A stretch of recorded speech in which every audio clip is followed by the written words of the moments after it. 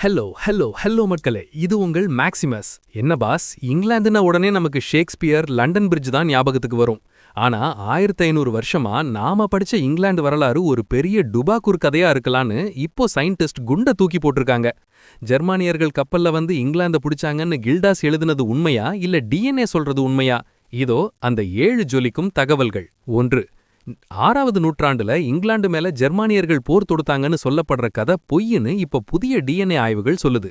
2. கிழக்கு இங்கிலாந்துல வாழ்ந்த மக்களோட 76% டிஎன்ஏ ஜெர்மனி மற்றும் ஸ்காண்டினேவியாவிலிருந்து வந்தவங்களுடையது. ஆனா அவங்க போருக்கு வரல, குடிபெயர்ந்து வந்திருக்காங்க. 3. குவீனி அப்படின்னு ஒரு பெண்ணோட எலும்புக்கூடு கிடைச்சது. அவங்க உடம்புல 64% ஜெர்மானிய ரத்தமும் 36% உள்ளூர் பிரிட்டிஷ் ரத்தமும் இருந்தது. அதாவது அங்க வந்தவங்க உள்ளூர் மக்களோட கல்யாணம் பண்ணி புது சந்ததியை உருவாக்கியிருக்காங்க. 4. நல்லா கவனிங்க. 4. அங்க கிடைச்ச எந்த ஒரு பழைய கல்லறையிலையும் போர் செஞ்சு ஜெயிச்சவங்கன்னு சொல்றதுக்கான எந்த ஆயுதமோ இல்ல ஆதாரமோ இல்ல. 5. இங்கிலீஷ் அப்படிங்கிற ஒரு மொழி உருவானதே அங்க இருந்த பல நாட்டு மக்கள் தங்களுக்குள்ள பேச ஆரம்பிச்சப்போ உருவான கலப்பு மொழிதான் பாஸ். 6. லுடா இந்த நகையை சரி செய்தான். இகரத்தசோ டாட் மேட் திஸ் பிரேஸ்லெட் அப்படின்னு 650வது வருஷத்துல கிடைச்ச ஒரு நகையில இருக்கிற இந்த வாக்கியம்தான் பழைய ஆங்கிலத்தோட ஆரம்பம் பாஸ். 7. இங்கிலாந்து பிறந்தது கத்தியால இல்ல, கைகளால.